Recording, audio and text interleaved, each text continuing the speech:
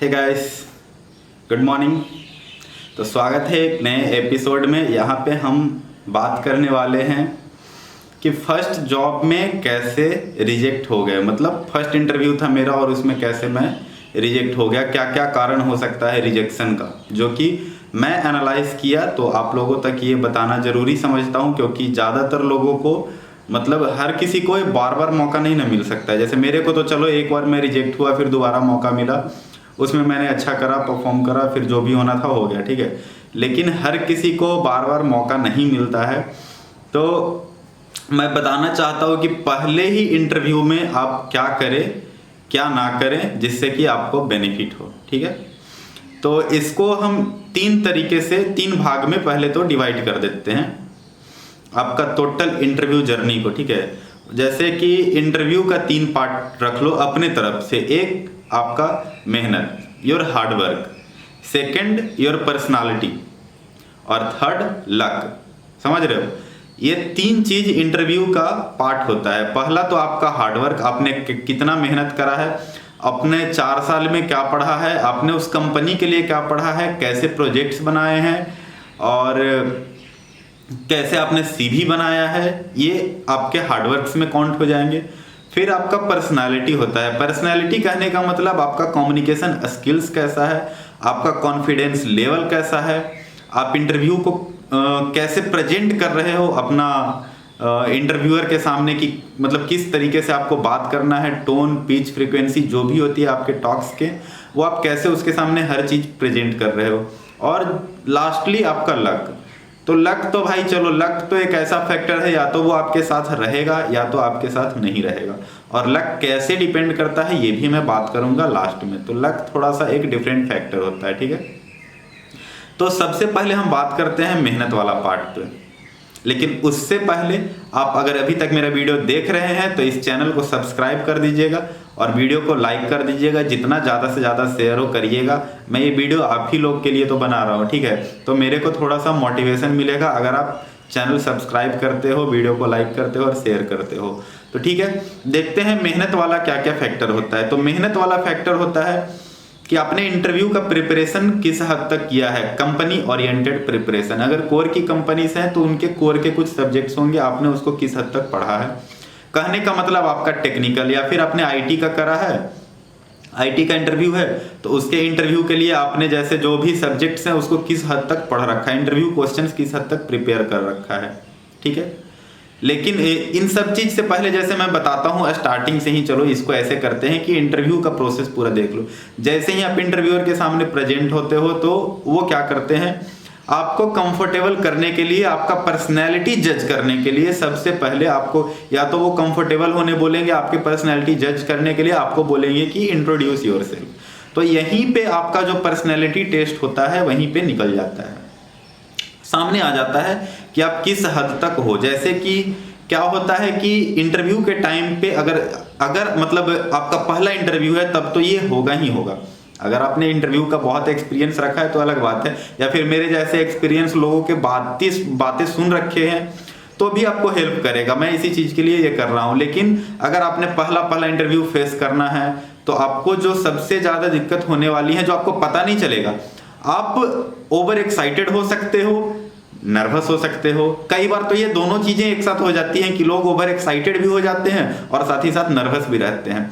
First interview crack होगा कि नहीं, क्रैक होगा कि नहीं, क्रैक होगा कि नहीं, एक्साइटेड, क्या पूछेंगे, कैसे प्रेजेंट करना है, नर्वस कि अगर कुछ गलत बोल दिया तो मुझे किस तरह से बात करना चाहिए, वो क्या क्या पूछ सकते हैं, मतलब मैंने पढ़ रखा है कि नहीं पढ़ रखा है। तो ये सारी चीजें पर्सनैलिटी में आती हैं और ये जज हो जाएंगे उनके एक सवाल पूछने से। तो होता क्या है कि मेरे साथ क्या हुआ कि मुझे ये इंट्रोड्यूस योरसेल्फ वाला चीज पूछा। ये एक कॉमन क्वेश्चन है फॉर ऑल कैंडिडेट्स, ठीक है। कोई भी इंटरव्यूअर हो ये पूछेगा ही पूछेगा इंट्रोड्यूस योरसेल्फ। तो इसमें क्या करते हैं कि जो लोग कॉन्फिडेंट होते हैं वो तो बहुत अच्छे से जवाब देते हैं, लेकिन जो लोग कॉन्फिडेंट नहीं होते हैं वो पूरा इंट्रोडक्शन अपना याद करके बैठे रहते हैं। माय नेम इज फलाना ढिमकाना and I belongs to this, I am studying in this college, I have done this project, I have done this internships. ये सारी चीजें आपको बोलनी होती हैं, लेकिन फर्क यहाँ पे ये होता है कि जो बंदा कॉन्फिडेंट होता है वो रट के नहीं, आराम आराम से एक एक चीज क्लियरली एक्सप्लेन करता है। लेकिन जो बंदा फर्स्ट इंटरव्यू दे रहा है और वो ओवर एक्साइटेड है, वो क्या करता है कि सर जैसे ही बोले कि इंट्रोड्यूस योरसेल्फ, बिना एक पॉज लिए वो एक शुरू हो जाता है, जैसे कि मशीन को या फिर एक वीडियो रिकॉर्डर को आपने 2x में प्ले कर दिया हो। मतलब इतनी रफ्तार में वो बोलते हैं, इतना रफ्तार में वो अपना इंट्रोडक्शन कंप्लीट कर लेते हैं कि इंटरव्यूअर को पता ही नहीं चलता है कि उसने क्या बोला क्या नहीं बोला। तो यहाँ पे सबसे पहला नेगेटिव इम्पैक्ट जाता है कि आपको कम्युनिकेशन का नॉलेज नहीं है। अगर आप मतलब आपको ठीक है, आता सब कुछ है, आपने सब कुछ सही बोला है, बट अगर इंटरव्यूअर आपको समझ ही ना पाए कि आपने क्या बोला, आपने क्या अपने बारे में इंट्रोड्यूस किया, तो वो उसका लाजमी सा सवाल है कि वो फिर सीवी देखेगा, कुछ और पूछेगा, लेकिन उसका इंप्रेशन तो मतलब आपका उसके ऊपर खराब पड़ गया।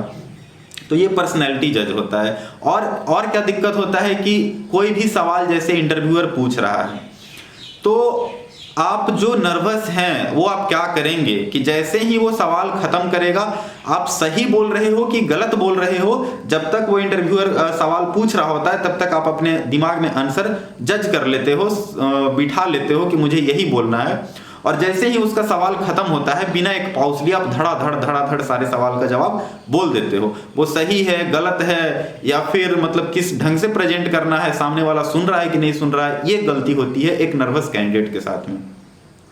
तो यहाँ पे मैं साथ ही साथ अपना पर्सनल एक्सपीरियंस बताता जाऊंगा। तो मैं फर्स्ट इंटरव्यू अपना फेस कर रहा था और सेम चीज, मैंने किसी का वीडियो नहीं देखा, कुछ नहीं देखा, मैंने बस खुद का प्रिपरेशन करा और अच्छा प्रिपरेशन करा। तो हुआ क्या कि जैसे ही इंट्रोड्यूस योरसेल्फ करा, तब तक तो मैंने इंट्रोडक्शन का बहुत जीडी में प्रैक्टिस करा था, तो वो मैं तो थोड़ा ढंग से बोला, हालांकि उसमें भी मैंने टोन का, थोड़ा स्पीड का केयर नहीं करा और बोल दिया।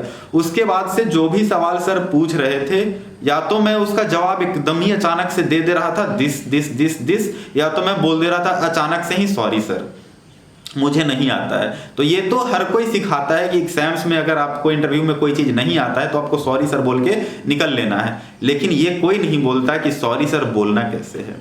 समझ रहे हो?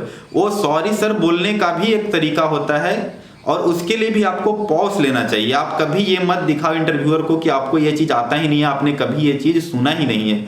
आप रिमाइंड करने का कोशिश करो। जैसे ही वो कोई सवाल पूछते हैं, take a pause of at least 5 second. 5 second अगर बहुत ज्यादा लग रहा है तो 2 to 3 सेकेंड्स का पॉज लो। जैसे कि कोई सवाल पूछा, उसके बाद आप आराम से कॉन्फिडेंटली बैठो, दिमाग में कैलकुलेट करो, उसके बाद बोलो वो चीज। या फिर अगर आपको सॉरी सर ही बोलना है तो 1-2 सेकेंड एक्स्ट्रा ले लो, सोचने का वो मतलब कोशिश करो। ऐसा तो नहीं है कि आपने सुना नहीं होगा, अगर नहीं भी सुना है तो रिमाइंड करने का कोशिश करो।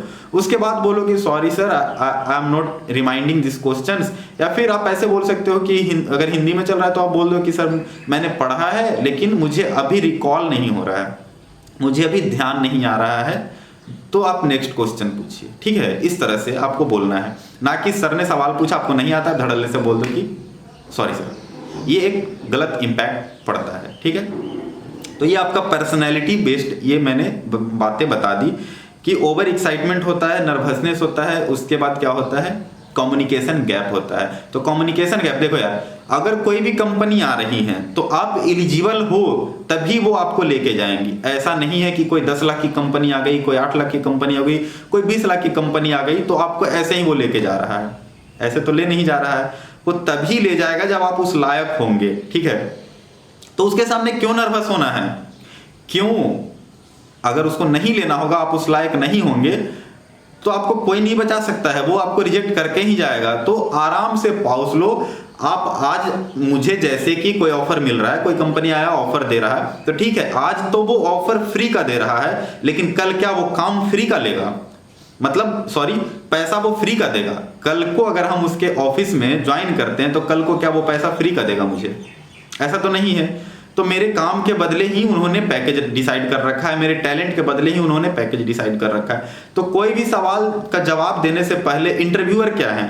इंटरव्यूअर भी कोई वो तो है नहीं, मतलब वो भी अपना ड्यूटी कर रहे हैं, आप भी अपना ड्यूटी करो। जैसे ही वो सवाल पूछते हैं, take your time, 5 second 10 second आराम से निश्चिंत होकर बैठो और उसके बाद बताओ जवाब। अगर उनको सुनना होगा तो सुनेंगे, क्योंकि वो आपके जवाब का है तो ही इंतजार कर रहे हैं। अगर आपने 5 सेकंड डिले कर दिया तो इसका ये मतलब नहीं कि आपको नहीं आता है। आप अगर उसको बेटर ढंग से प्रेजेंट करते हो तो ज्यादा इफेक्टिव होगा, ठीक है।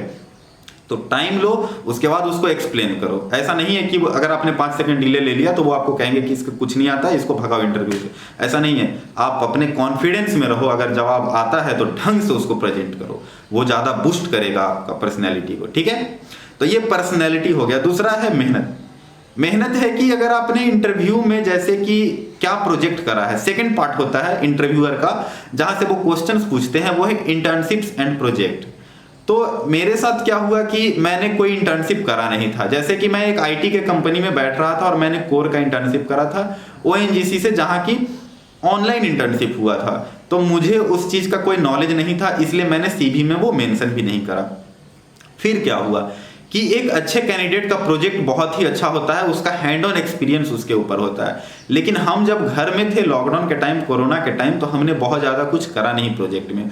और हम क्या किए कि मेरा एक कॉलेज का प्रोजेक्ट चल रहा था, तो वो तो ठीक है, मैंने वो कॉलेज का प्रोजेक्ट कर रहा था, मतलब मिड में था मेरा।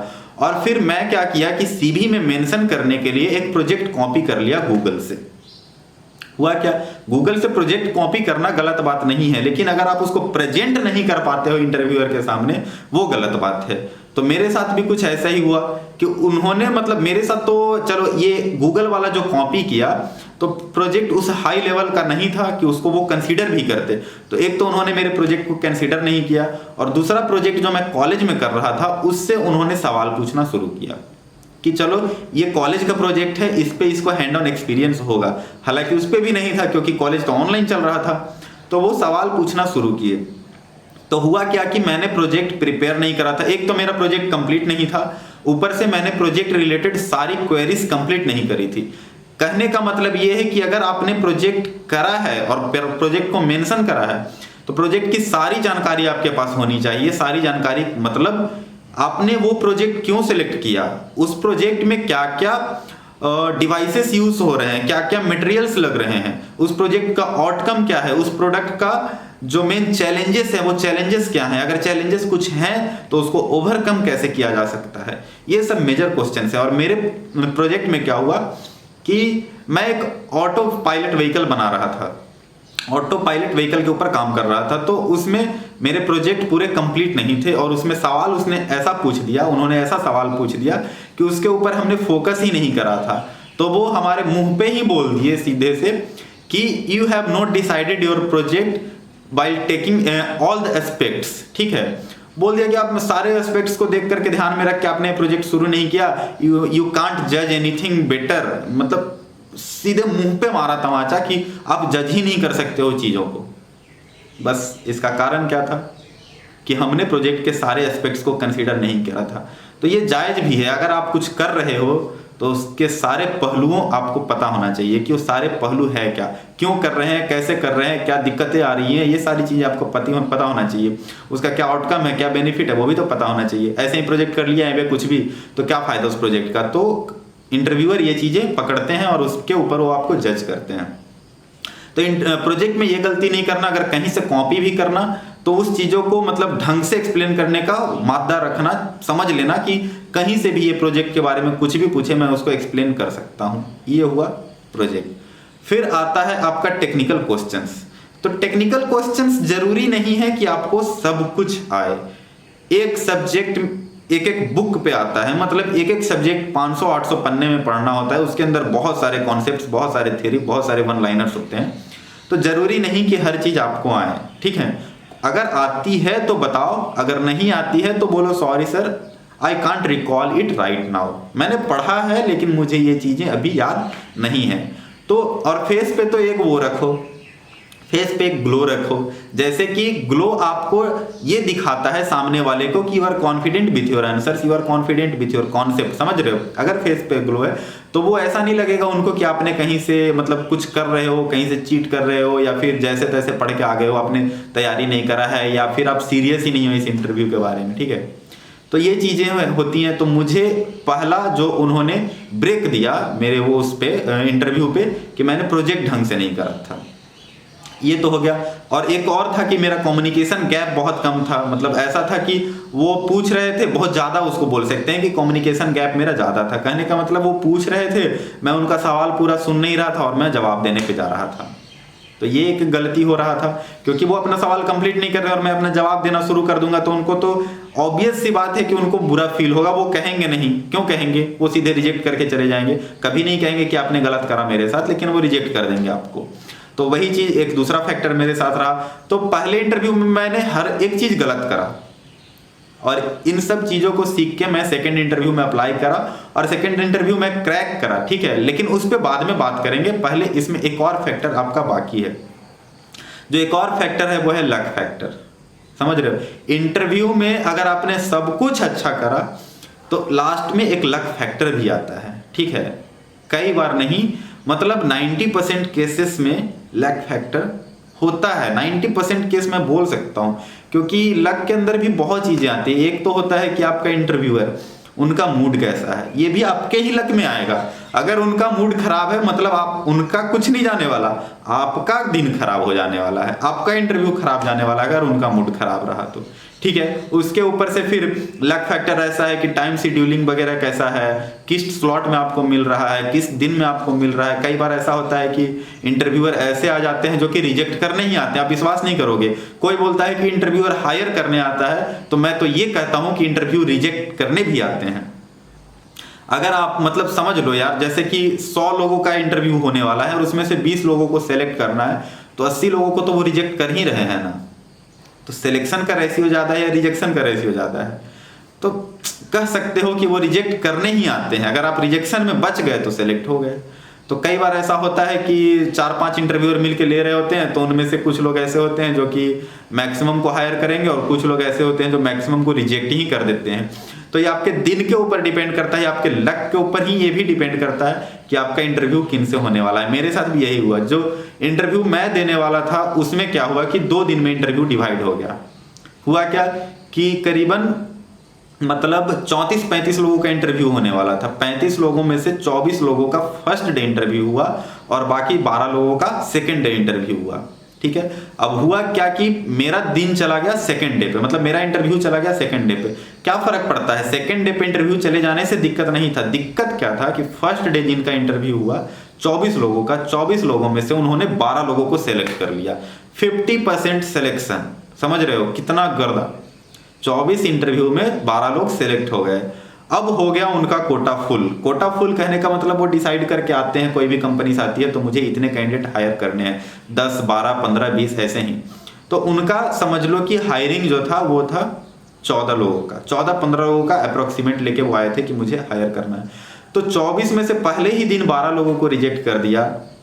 बचे कितने, अब उनके कोटा में बस बच रहा है 2-3 लोग जिसको मतलब अगले दिन उनको हायर करना है। और हम कितने हैं कैंडिडेट, 12-13 लोग बचे हुए हैं। तो अब जो रेशियो हो गया 13 लोगों में से 2 लोगों को उन्होंने सेलेक्ट करा। तो इसको मैं किस्मत बोलूं या ना बोलूं, ये आप डिसाइड करना, बताना ये कि किस्मत है कि नहीं है। मेरा बैड लक था कि नहीं कि मेरा इंटरव्यू सेकेंड डे पे पोस्टपोन्ड हुआ, जहां से सिर्फ उन्होंने 13 लोगों में से 2 लोगों को सिलेक्ट किया और फर्स्ट डे में 24 लोगों से 12 को सिलेक्ट किया। तो ये लक होता है, लक मैटर करता है। ये चीजें आपको इंटरव्यू देने के टाइम पे पता चलेंगी। तो ये तीनों चीज एक इंटरव्यू का पार्ट है और ये फर्स्ट इंटरव्यू से ये चीज आपको सीखना चाहिए। आप ऐसा मत करना कि आपको दोबारा इंटरव्यू देना पड़े। कोशिश करो, मेरे एक्सपीरियंस का फायदा उठाओ और फर्स्ट टाइम में ही क्रैक करो अच्छा जॉब, ठीक है। तब तक के लिए बाय बाय, मिलते हैं फिर नेक्स्ट एपिसोड में। लेकिन उससे पहले इस चैनल को आप सब्सक्राइब कर देना और वीडियो को तो शेयर कर ही देना। Thank you.